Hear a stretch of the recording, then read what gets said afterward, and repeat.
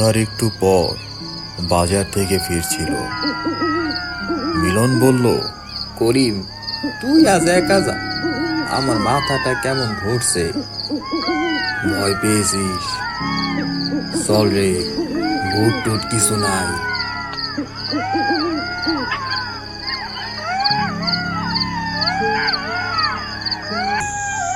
তখনই হঠাৎ শ্মশান থেকে একটা কালো ধোঁয়ার মতো ছায়া উঠে এলো। মিলন বলল, করিম, ওইটা কি রে?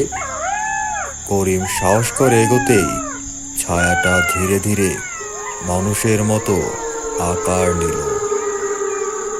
সাদা শাড়ি পরা মেয়ে, মাথার চুল এলোমেলো বাতাসে উড়ছে, আর চোখ আগুনের মতো লাল জল জল করছে।